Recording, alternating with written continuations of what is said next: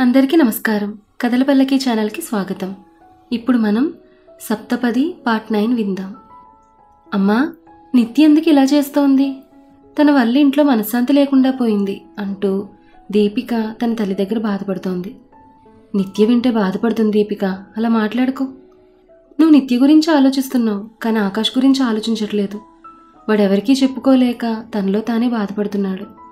సరే, నేను నిత్యకి నచ్చ చెప్తాను, నువ్వు తన్నేమనకు. సరే అమ్మా. కిచెన్లోకి వస్తున్న నిత్యకి దీపిక మాటలు వినిపించి తన గదిలోకి వెళ్ళిపోయింది. నన్ను క్షమించండి అత్తయ్య, మిమ్మల్ని బాధ పెట్టాల్సి వస్తోంది.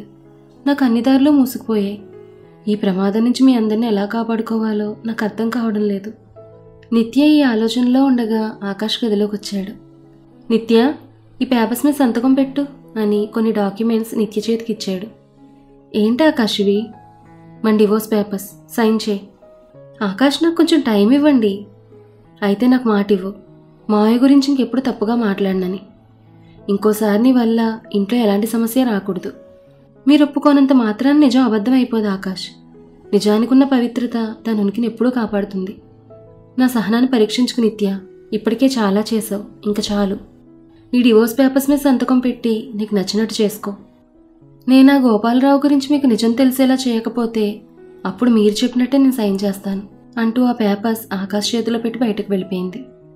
ఒక్క నిమిషం నిత్య, నువ్వు నాతో కలిసి ఉండాలనుకుంటే ఏ నిర్ణయమైనా ఇప్పుడే తీసుకో. లేదా నువ్వేం చేసినా డివోర్స్ ఇవ్వాలన్న నా నిర్ణయం మాత్రం మారదు, అది గుర్తుపెట్టుకో. మీరు నా నుండి దూరం కావాలని ఆల్రెడీ నిర్ణయించుకున్నారు ఆకాష్. ఇంకా నా నిర్ణయంతో పనే ఉంది మీకు? మీ ఇష్టం. నేను నా ప్రయత్నం మాత్రం మానుకోను అని చెప్పి బయటకు వెళ్ళిపోయింది నిత్య. ఆకాష్ కోపంగా పక్కనే ఉన్న ఫ్లవర్ వాస్ తీసుకుని పగలగొట్టాడు. రాణా ఫోన్ చేసి రమ్మని చెప్పడంతో నిత్య బయలుదేరి వెళ్ళింది. బాబాయ్, ఆ గోపాలరావు గురించి ఏమైనా తెలిసిందా? తెలిసింది నిత్య. వాడు చాలా ప్రమాదకరమైన మనిషి. మీ మావయ్య దగ్గరకు రాకముందు వాడొక సేట్ని చంపి నగలు తీసుకుని పారిపోయాడు. అలా వచ్చినవాడు దూర బంధువు పేరుతో మీ మావయ్య దగ్గర ఉద్యోగంలో చేరాడు. మంచివాళ్లా నటిస్తూ చివరికి ఆయన ప్రాణాలనే తీసేశాడు. బాబాయ్, ఏదో ఒకటి చెయ్యండి. వాడు ఇంకా ఛాన్స్ తీసుకోడు. వాళ్ళని ఏం చేయకముందే మనం వాడి గురించి అందరికీ తెలిసేలా చేయాలి. నువ్వు కంగారు పడకు నిత్య. వాడి గురించి నిజాలు తెలిసిన వ్యక్తి ఒకరున్నారు. అతని దగ్గర సాక్ష్యం ఉంది. దాని ద్వారా మనం వాడి నిజస్వరూపం అందరికీ తెలిసేలా చేయొచ్చు. ఎవరు బాబాయ్? మీ మావయ్య దగ్గర ఎంతో నమ్మకంగా పనిచేసిన వ్యక్తి. అతనే కృష్ణమూర్తి. కానీ అతను మీకెలా తెలుసు? మీ మావయ్య కేసుని రీఓపెన్ చేశాను. అందులో వివరాలు చూసినప్పుడు నాకు తెలిసింది. మీ మావయ్య చనిపోయిన తర్వాత ఆయన దగ్గర పనిచేసిన పిఏ కూడా కనిపించకుండా పోయాడని రిపోర్ట్లో రాసింది. దాన్ని బట్టి ఎంక్వైరీ చేస్తూ అతని కోసం వెతికాను. అతన్ని కలిసి విచారిస్తే నిజం చెప్పాడు. అతని దగ్గర సాక్ష్యం ఉందని చెప్పాడు. ఏంటా సాక్ష్యం? తెలియదు నిత్య. మొదట్లో అతను చాలా భయపడ్డాడు. ఆ గోపాలరావుకు కనిపిస్తే చంపేస్తాడని రానన్నాడు. కానీ నేను ఇక్కడ పరిస్థితి అంతా వివరించాను. మీ మావయ్య మీద ఉన్న గౌరవంతో ఆ కుటుంబాన్ని కాపాడడానికి మనకు సహాయం చేస్తా అన్నాడు అతను. అతను ఎక్కడున్నారు బాబాయ్? ఇవాళ ఇక్కడికి వస్తానని చెప్పాడు నిత్య. ఎవరికీ తెలియకుండా రమ్మని నేనే చెప్పాను. ఆ గోపాలరావుకి విషయం తెలిస్తే అతని ప్రాణాలకే ప్రమాదం. అందుకే నాతో తీసుకుని రాలేదు. సరే బాబాయ్, రేపు ఆ గోపాలరావు పుట్టినరోజు. తెలిసిన వాళ్ళందరికీ ఇంట్లో పార్టీ ఏర్పాటు చేశాడు. ఆ పార్టీలోనే అతని గురించి నిజం బయట పెడదాం. ఇంతలో రాణా ఫోన్ రింగ్ అవుతుంది. ఫోన్ మాట్లాడి పెట్టేశాడు. నిత్య, ఆ కృష్ణమూర్తి వచ్చారు. నేను వెళ్ళి రిసీవ్ చేసుకుంటాను, నువ్వు ఇంటికి వెళ్ళు. సరే బాబాయ్, జాగ్రత్త. నువ్వేం టెన్షన్ పడక నిత్య. అతన్ని ఎవరూ గుర్తుపట్టకుండా మారువేషంలో రమ్మని చెప్పాను. నువ్వు జాగ్రత్తగా ఇంటికి వెళ్ళు. సరే అని నిత్య ఇంటికి వెళ్ళిపోయింది. రాణా తను రిసీవ్ చేసుకోవడానికి వెళ్ళాడు. కారులో ఇంటికి బయలుదేరి నిత్యకి ఒక ఫోన్ కాల్ వచ్చింది. ఫోన్ మాట్లాడిన వెంటనే తిరిగి వెనక్కి వెళ్ళింది. స్పీడ్గా డ్రైవ్ చేసుకుంటూ ఒక చోట కారు ఆపి ఎవరికోసమో వెతుకుతూ ఉంది. ఇంతలో కృష్ణమూర్తిని తీసుకొని రాణా రైల్వే స్టేషన్ నుంచి బయటకు వస్తూ కనిపించాడు. రాణా ఫోన్ రావడంతో రోడ్ పక్కనే నిలబడి మాట్లాడుతూ ఉన్నాడు. నిత్య పరిగెత్తుకుంటూ వాళ్ళ దగ్గరకు వస్తూ ఉంది. కానీ అప్పటికే జరగాల్సిన అనర్థం జరిగిపోయింది. రోడ్ దాటుతున్న కృష్ణమూర్తిని ఒక లారీ వచ్చి ఢీకొట్టి వెళ్ళిపోయింది. నిత్య షాక్తో అక్కడే ఆగిపోయింది. జరిగింది గమనించిన రాణా అలర్ట్ అయి రక్తమడుగులో ఉన్న కృష్ణమూర్తి దగ్గరికి వెళ్ళబోతూ నిత్యం చూశాడు. తను షాక్లో రోడ్డు మధ్య నిలబడి ఉండిపోయింది. తనకి కాస్త దూరంలో కారు రావడం చూసిన రాణా వెంటనే నిత్య దగ్గరికి వెళ్ళి తన పక్కకు లాగాడు. నిత్య! రాణా పిలుపుతో షాక్ నుంచి తేరుకుంది నిత్య. వెంటనే ఇద్దరు కృష్ణమూర్తి దగ్గరికి వచ్చారు. కొన ఊపిరితో ఉన్న కృష్ణమూర్తి ఏదో చెప్పడానికి ప్రయత్నించాడు. ఐ లవ్ మై సన్ అంటూ ప్రాణాలు కోల్పోయాడు. ఆకాష్ చాలురా, ఇప్పటికే ఎక్కువ తాగావు. ఆకాష్ని వారించారు భార్గవ్, నవీన్. నా వల్ల కావడం లేదురా, నిత్య నాకు దూరం అవుతుందంటే భరించలేకపోతున్నాను. ఆకాష్, ఒకసారి ప్రశాంతంగా తనతో మాట్లాడు, అర్థమయ్యేలా చెప్పరా తనకి. చాలా ప్రయత్నించానురా, తనకి దగ్గర కావడానికి నేను 10 అడుగులు ముందుకు వేస్తే తను అవే 10 అడుగులు వెనక్కి వేస్తుంది. ఇంకెలా రా మేం కలిసేది? నాతో జీవితం కంటే దాని పంతమే ఎక్కువైపోయింది దానికి. కాసేపు నిత్య గురించి మాట్లాడుతూ అలా మత్తులోకి జారుకున్నాడు ఆకాష్. నవీన్, అసలు నిత్య ఎందుకు ఇలా చేస్తోంది? తను కూడా ఆకాష్ని ఇష్టపడేక పెళ్లి చేసుకుంది. నిత్య ఏ పని చేసినా ఖచ్చితంగా దానిలో ఏదో ఒక అర్థం ఉంటుందిరా. ఒకవేళ తను చెప్తుందే నిజమేమో. ఎవరు కరెక్టో ఎవరు రాంగో తెలియదు, కానీ మధ్యలో వీళ్ళ బంధం మాత్రం ప్రశ్నార్థకంగా మిగిలింది. ఆకాష్ని మా ఇంటికి తీసుకెళ్తాను భార్గవ్. వద్దురా, వీడిని ఇలా చూశాకైనా నిత్య తన ప్రవర్తన మార్చుకుంటుందేమో. రా, ఆకాష్ని వాళ్ళింటికే తీసుకెళ్దాం.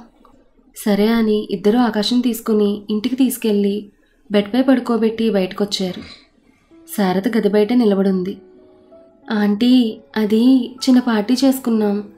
ఆకాష్ కొంచెం ఎక్కువ తాగాడు అంతే. సరే, మీరు వెళ్ళండి. ఓకే ఆంటీ, బై అని చెప్పి అక్కడి నుంచి వెళ్ళిపోయారు. శారద ఆకాష్ దగ్గరికి వచ్చి తన కాలికున్న షూస్ తీసింది. ఆకాష్ని అలా చూసి శారదకి చాలా బాధగా అనిపించింది. కృష్ణమూర్తి శవాన్ని పోస్టుమార్టంకి పంపించి ఫార్మాలిటీస్ పూర్తి చేసి నిత్య దగ్గరికి వచ్చాడు రాణా. నిత్య ఏడుస్తూ ఉంది. నిత్య, కంట్రోల్ చేసుకో. అంతా అయిపోయింది బాబాయ్, నాకు దొరికిన ఆఖరి సాక్ష్యం కూడా పోయింది. నా కుటుంబాన్ని ఎలా కాపాడుకోవాలి? నిత్య, ఒక దారి మూసుకుంటే ఇంకో దారి తెరుచుకుంటుంది. నువ్వేం టెన్షన్ పడకు, అంతా మంచి జరుగుతుంది. నిత్యని ఓదార్చి ఇంటికి తీసుకుని వెళ్ళాడు రాణా. నిత్య, నువ్వు లోపలికి వెళ్ళు. సరే బాబాయ్. నిత్య లోపలికి రావడం చూసింది శారద. నిత్య, ఆగమ్మా, ఇప్పటి వరకు ఎక్కడికి వెళ్ళావు? పనుండి బయటకు వెళ్ళానత్తయ్య. నీ భర్త కంటే ముఖ్యమైనవా పనులు?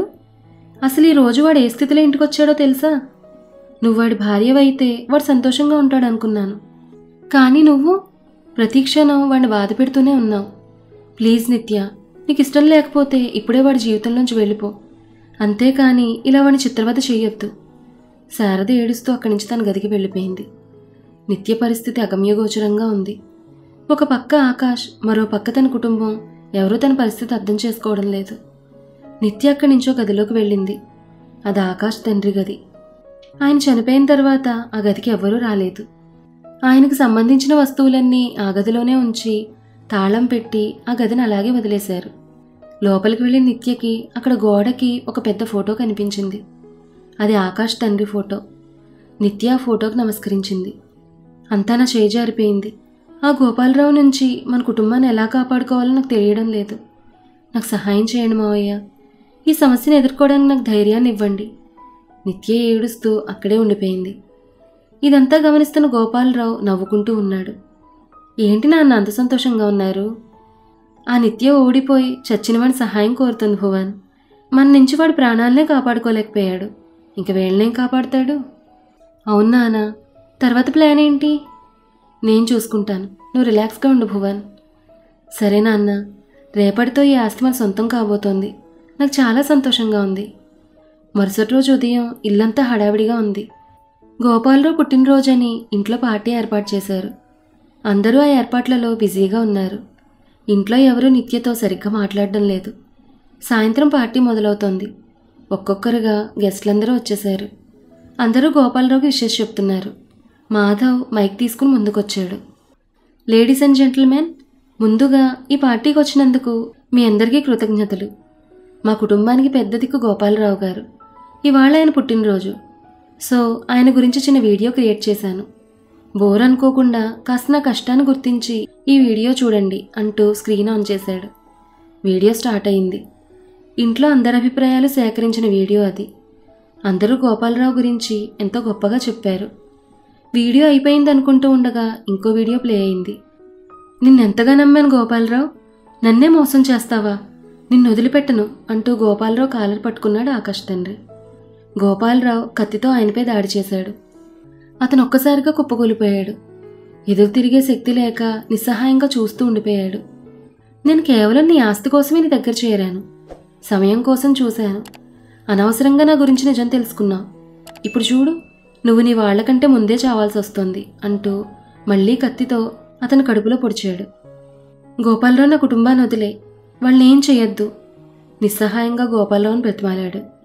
నువ్వు ప్రశాంతంగా పైకి వెళ్ళు, నీ వెనకే నీ కుటుంబాన్ని కూడా పైకి పంపిస్తాను. ఆకాష్ తండ్రి చివరి శ్వాస పోయే వరకు చూసి శవాన్ని తీసుకుని అక్కడి నుంచి బయటకు వెళ్ళిపోయాడు అతను. వీడియో చూస్తూ అందరూ షాక్లో ఉండిపోయారు. గోపాలరావు కోపంగా మాధవ్ని చూశాడు. మాధవ్ నవ్వుతూ నిత్యం చూశాడు. నిత్య కళ్ళతోనే మాధవ్కి కృతజ్ఞతలు చెప్పి గోపాలరావు దగ్గరికి వచ్చింది. ఏంటి గోపాలరావు, ఏం జరుగుతుందో అర్థం కావడం లేదా? నువ్వు చేసిన పాపానికి మిగిలిన ఆఖరి సాక్ష్యం ఇది. అసలు ఈ వీడియో నా చేతికి ఎలా వచ్చిందని ఆశ్చర్యపోతున్నావా? చెప్తాను విను. నిత్య నైట్ ఆకాష్ తండ్రి ఫోటో దగ్గర ఏడుస్తూ ఉండిపోయింది. అప్పుడే కిటికీలోంచి గాలి గట్టిగా వీయడంతో ఫోటో కదిలింది. నిత్య లేచి కిటికీ తలుపులు వేసి వెనక్కి తిరిగిన నిత్యకి ఫోటో వెనక నుంచి ఒక క్యాసెట్ బయటపడడం గమనించింది. ఆ క్యాసెట్ తీసుకుని చూసింది. దానిమీద ఐ లవ్ మై సన్ అని రాసింది. వెంటనే నిత్యకి కృష్ణమూర్తి చనిపోతూ చెప్పిన మాటలు గుర్తొచ్చాయి. ఆ క్యాసెట్ తీసుకుని మాధవ్కి ఫోన్ చేసి రమ్మని చెప్పింది. ఆ క్యాసెట్ చూసి ఇద్దరూ షాక్ అయ్యారు. నిత్య, అంటే మావయ్యది యాక్సిడెంట్ కాదా? కాదు మాధవన్నయ్య, నాకు ఈ విషయం ముందే తెలుసు. కానీ ఎవరూ నా మాటలు నమ్మట్లేదు. ఎవరికీ తెలియకుండా మీరొక్కరే నాకు సహాయం చేశారు. అవును నిత్య, ఆ గోపాలరావు నేను బెదిరించడం నేను చూశాను. అప్పుడే అర్థమైంది నాకు నువ్వు చెప్తుంది నిజమే అని. ఈరోజు ఆ గోపాలరావు మాటలు సీక్రెట్గా వింటే తన కృష్ణమూర్తిని చంపబోతున్నాడని తెలిసింది. వెంటనే నీకు ఫోన్ చేసి చెప్పాను, కానీ ఆలస్యమైంది. పాపం గోపాలరావు అతను చంపేశాడు. అన్నయ్య, ఒక పని చేయండి అని వీడియోని ఎలా ఎడిట్ చేయాలో చెప్పి చివరిలో ఆ వీడియో వచ్చేలా చేశారు. అది జరిగింది గోపాలరావు. నిత్య చెప్తున్నవన్నీ విని గోపాలరావు షాక్తో అలానే నిలబడి ఉండిపోయాడు. నేను చెప్పాను కదా గోపాలరావు, నా కుటుంబాన్ని కాపాడుకోవడానికి నేను ఎంత దూరమైనా వెళ్తానని. నిత్య అక్కడి నుంచి పక్కకు వచ్చింది. ఆకాష్, శారద షాక్తో అలానే ఉండిపోయారు. ఆకాష్ దగ్గరికి వచ్చాడు రాణా. నువ్వు చూస్తోంది నిజం ఆకాష్, నిత్య అబద్ధం చెప్పలేదు. తన గురించి నిజం బయటపెట్టాలని చూస్తోందని నిత్యం చంపాలని చూశాడు. నిత్య విషయంలో జరిగిందంతా ఈ గోపాలరావు క్రియేట్ చేసిందే. అంతేకాదు, ఈ భువన్ ఎవరో కాదు, గోపాలరావు కన్న కొడుకు. ఆ మాటలన్నీ విన్న ఆకాష్ కళ్ళల్లో నీళ్లు తిరిగాయి. అసలు తను నమ్మలేకపోతున్నాడు. అందరూ షాక్లో ఉండగా గోపాలరావు గన్ తీసి ఆకాష్ను షూట్ చేయడానికి ప్రయత్నించాడు. ఆకాష్ అంటూ అరుస్తూ నిత్య బుల్లెట్కి అడ్డుగా వెళ్ళింది. నిత్య పిలుపుతో తేరుకున్న ఆకాష్ జరిగేది గమనించి నిత్యను పక్కకు లాగాడు. బుల్లెట్ వెనక గోడకి తగిలింది. ఇద్దరూ క్రింద పడ్డారు. బుల్లెట్ శబ్దానికి అందరూ అయోమయంగా పరుగులు పెట్టారు. ఆ గందరగోళంలో గోపాలరావు, భువన్ అక్కడి నుంచి పారిపోయారు. రాణా తన పోలీస్ ఫోర్స్ని అలర్ట్ చేశాడు. శారద స్పృహ తప్పి పడిపోయింది. డాక్టర్ శారదను చెక్ చేసి నీరసం వల్లని చెప్పి మెడిసిన్స్ రాసిచ్చి వెళ్ళిపోయింది. దీపిక, నిత్య అక్కడే శారద దగ్గర కూర్చునున్నారు. ఆకాష్ ఒంటరిగా ఉండడం చూసి రాణా ఆకాష్ దగ్గరికి వెళ్ళాడు. ఆకాష్, ఏం ఆలోచిస్తున్నావు? నేను ఇదంతా నమ్మలేకపోతున్నాను మావయ్య. ఇన్ని రోజులు మా నాన్నది యాక్సిడెంట్ అన్న భ్రమలో ఉండిపోయాను. నీ పరిస్థితి అర్థం చేసుకోగలను ఆకాష్. వాడు మిమ్మల్ని నమ్మించి మోసం చేశాడు. కానీ వాడు చేసిన పాపమే వాడిని పట్టించింది. నీకు తెలియదు ఆకాష్, వాడు చాలా దుర్మార్గుడు. నిత్యను ఒంటరిదాన్ని చేసి మీకు నిజం తెలియకుండా చేయాలనుకున్నాడు. ఆ ప్రయత్నంలో వాడు నిత్యం చాలా బాధ పెట్టాడు. అవును మావయ్య, నేను కూడా మూర్ఖంగా వాడిని నమ్మి నిత్యం చాలా బాధ పెట్టాను. డోంట్ వరీ ఆకాష్, ఇప్పుడు అన్నీ సర్దుకున్నాయి కదా? లేదు మావయ్య, వాడు దొరికే వరకు నా కుటుంబానికి ప్రమాదమే. చెక్ పోస్టులన్నీ అలర్ట్ చేశాను ఆకాష్. వాడు సిటీ దాటి వెళ్ళలేడు. నువ్వు టెన్షన్ పడుకో, నేను చూసుకుంటాను అని అక్కడి నుంచి వెళ్ళిపోయాడు రాణా. గోపాలరావు గురించి నిజం తెలిసిందనుకునేంతలోపే అతను తప్పించుకున్నాడు. మరి అతను ఊరికే ఊరుకుంటాడా? ఇక్కడి నుంచి తప్పించుకుని వెళ్ళిపోయిన గోపాలరావు ఆ తర్వాత ఏం చేయబోతున్నాడు? వాటిని నిత్య ఎలా ఎదుర్కోబోతుంది? ఈ విషయాలన్నీ కూడా మనం నెక్స్ట్ ఎపిసోడ్లో తెలుసుకుందాం. ఈ కథ మీకు నచ్చితే లైక్ చేయండి, షేర్ చేయండి. అలాగే మన కథల పల్లకి ఛానల్ని సబ్స్క్రైబ్ చేసుకోండి. ధన్యవాదాలు.